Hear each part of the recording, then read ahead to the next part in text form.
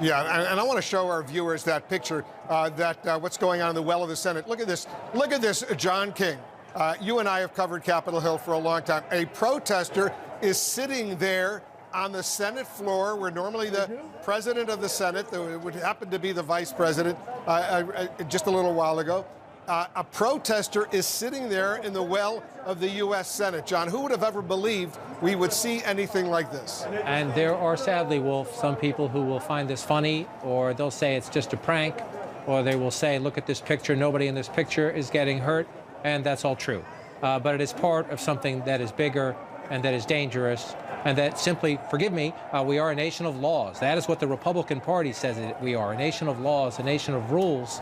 And this gentleman has every right to his anger. If he's mad at the results of the election, he does not have the right to break the rules and to violate security protocols and to storm into the United States Senate at a time when the vice president-elect, and the other elected members of that body, and their staff, by the way, we don't give them enough credit. The people who work in these environments who don't get enough credit for the risks they take and for the public service they give us. And so there are people who look at this who will say, this is funny, this is a prank, look at that, how did you get there? It's not funny. It is part of, you can call it sedition, you can call it a protest well beyond the line. It's illegal. It's illegal is what it is, and it'll be interesting to find out what happened after this photo was taken. Yeah, and just a little while ago, senators were there. They were debating the motions to try to do away with the democratically held election here in the United States, debating in the House, debating in the Senate. And all of a sudden, John, we're told there's not only a lockdown inside the U.S. Capitol, but all these senators, including the vice president of the United States, has been they've been evacuated out of safety concerns. And so we are seeing in the final days, the final 2 weeks of the Trump presidency, more of disruption. Disruption has been a trademark of the Trump campaign and then the Trump presidency from day one.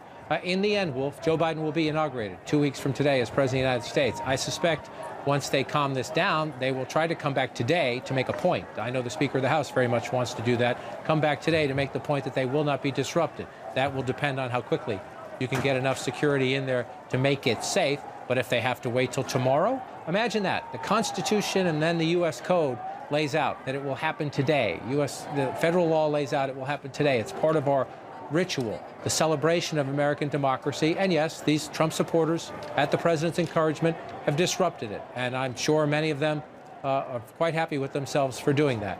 In the end, it's a disruption.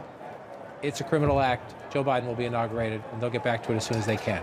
And Jake, let's not forget what the president said just a couple hours ago at that rally out on the Ellipse here in Washington. He told all these individuals who had gathered, these supporters of his, you'll never take back our country with weakness. You have to show strength, and you have to be strong, as he encouraged them to march toward the U.S. Capitol. That's exactly what they've done. They've not only marched, but they're inside, and they're endangering a lot of people right now.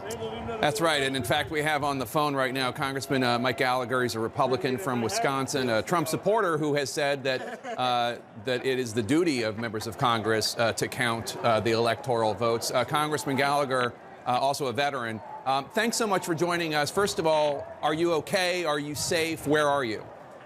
Yes, we're hunkered down in our offices here. I'm not in the Capitol, but I mean, this is insane. I mean, I've not seen anything like this since I deployed to Iraq in 2007 and 2008. I mean, this is America, and this is what's happening right now. The president needs to call it off. Like, call it off. Call it off. It's over. The election's over, and the objectors need to stop meddling with the primal forces of our democracy here. They need to stop it. Like, there is a cost. They think they're just having a protest debate, and they can get away with it because it's not actually going to overturn the election. Well, now we're seeing the cost of that play out in real time. And if we don't think other countries around the world are watching this happen right now, if we don't think the Chinese Communist Party is sitting back and laughing, then we're deluding ourselves. So call it off, Mr. President. We need you to call this off. And let me just remind and reinforce to our viewers, you are a loyal conservative Republican. You represent a district in Wisconsin that Trump won, and you're a supporter of his, but you're just acknowledging the reality that he lost. What do you want him to do? Because he has not he could go to Twitter right now and say, please, go to the mall, or please protest peacefully, please get out of the Capitol, but he's not doing it. What would you want him to do, Congressman?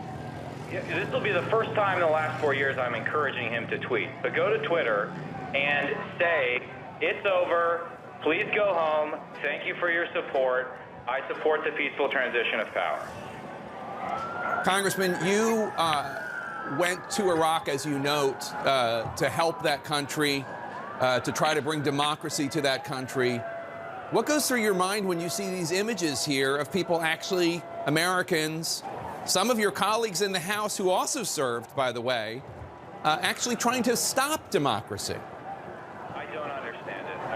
I think it's easy to get lost in a maze of constitutional abstract arguments when common sense suggests that what we're doing here has no constitutional basis. And also, think how messed up it is to give thousands of people false hope that you can somehow change the result of an election. And right now we're seeing the consequence of that. And someone said earlier, I was listening to your program, that, Republicans are fond of saying we're a nation of laws, not men. Well, that's true in part, but we are a nation of free people. And free people need to govern themselves long before they encounter any law. It's that holds the country together more than any law. And so there may not be any law against what the objectors are trying to do, but there are serious consequences every time we break an unwritten rule, a norm in this country. It is harder to repair than any statute or any statue. There are costs to what is happening right now. I want to bring in one of your colleagues, a fellow Midwestern Republican and a fellow veteran, Congressman Adam Kinzinger. Congressman, where are you? Are you okay? Are you safe? Yeah, I'm good. I won't give my specific location. I'm good, and this is disgusting, and I second everything that Mike just said. He's right on.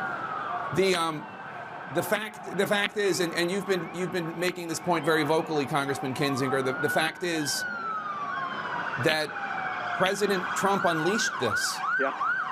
Yeah, that's true. I mean, look, all you had to do, and I know you look at Twitter too to see what's going on, and you see these people that now start calling this thing, equivalent to 1776. I mean, I was seeing this for weeks. It's why I, for weeks, have warned that there was going to be violence on January 6th. You give people false hope.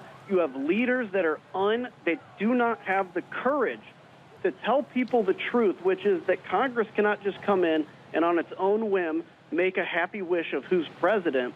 And when you don't have the courage as a leader to tell people the truth, you end up getting people that believe the conspiracies and the false truth, and you get a Capitol stormed like today. This is absolutely, utterly despicable, and every single Republican leader has got to call this out forcefully and be held accountable. Congressman Kinzinger, your fellow veteran and fellow Midwestern Republican, Congressman Gallagher, said that he hasn't seen anything like this since he was in Iraq. Well, what about you? Yeah, same thing. I mean, this is something that, you guys would be covering right now if it was happening maybe in Belarus or, anywhere else around the globe. Anywhere else around the globe, we would call this a coup attempt. That's what I think it is. And but have no fear. The guardrails of democracy and the Constitution will hold, and we will succeed. And I think when this is over, we'll look back and realize where this cancer has come from and go after it. Congressman, President Trump tweeted, quote, "I'm asking for everyone at the U.S. Capitol to remain peaceful, no violence. Remember, we are the party of law and order, respect the law, and our great men and women in blue. Thank you," unquote. Is that enough, Congressman Kinzinger? No. I mean, that's cowardice. Cowardice is trying to just say, oh, we want you to be peaceful. He needs to stand up and say, I lost the election. Let the count go ahead. The conspiracies I've been spewing out are false, period. And this is not 1776. And the Pentagon needs to do everything that is requested in terms of the deployment of the National Guard, et cetera, to restore order to the people's house, because that is what makes us different than so many failed countries that we look at all around the globe.